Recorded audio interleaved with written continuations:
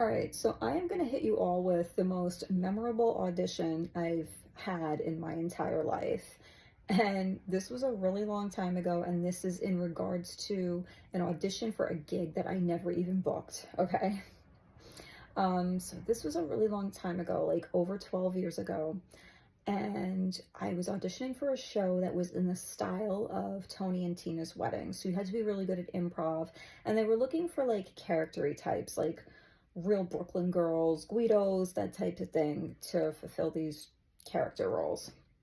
And everyone in the waiting room kind of had like a different look to them, and that's fine. That's obviously what they were looking for. But also, the one kind of thing that was pretty consistent throughout the room is that it was a pretty pleasant waiting room. Not everyone was overtly chatty or anything like that. It was quiet, but it was like a pleasant vibe in the room. I have to stress that. Until this woman walks in. Because, as you know, there can always be a vibe going on, and it just takes that one person to come on in and change it all. So this woman comes in.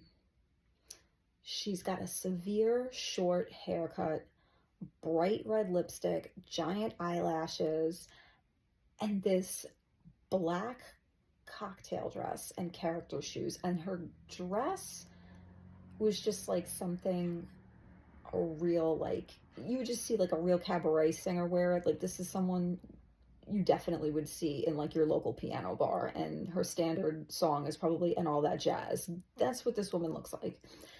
She's got a giant tote bag with her and a giant personality. And she comes in the room and she's like, "Oh, is this the room for the audition?" And we were like, yeah, whatever, take a seat. Sign-in's over there. And she just wouldn't stop talking. Like, at first it was just kind of like, oh, okay, this woman's coming in the room. But like, she came in and just didn't stop. And like, people were getting annoyed with her and really agitated. And then like one guy made a comment like saying, "Why don't you save this energy for when you go in the room?" And she kind of like obnoxiously like laughed it off or whatever. Then all of a sudden she decides to be on her phone having loud conversations. And the thing is, too, when she was having these really ridiculous conversations on the phone, I don't even think there was somebody like she was talking to. Like, I think she was just talking to herself, making believe that there was someone on the other end of the phone. It was kind of nuts. I was in the waiting room with her for about 15 minutes, and it was like the longest 15 minutes of my life. And like, everyone was all just looking at each other like, is this really happening or whatever? I go into the audition room, did my thing, and I left, right? And in my head, when I got in the elevator and I left, I said to myself, I was like, oh my God, that woman was so nuts. Like, she definitely like left an impression on myself and everyone else in the room. And I can't imagine what she was like at the audition. Just a really utterly strange woman. She would be like a great character type in a movie because she was just so like nuts and unhinged, and she thought like nothing of it. She thought she was completely normal. But it was like one of those things. It was like, I will never forget who this woman is.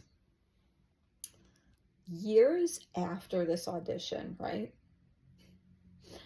I see this woman at the train station, right? And we're like, she's walking this way and I'm walking that way, right? And we make eye contact. And in my head, I'm just like, holy shit, it's that crazy bitch, right? And she kind of looked at me and like, had a look on her face like, oh, I know this girl from somewhere or something. But we didn't stop and say hello. And the thing was, this was years after this audition. I'm talking like 4 or 5 years later. And she was wearing the same black dress, heels, the giant tote bag, severe haircut, the bold red lipsticks, the giant eyelashes. Like, that is what this woman's look obviously is.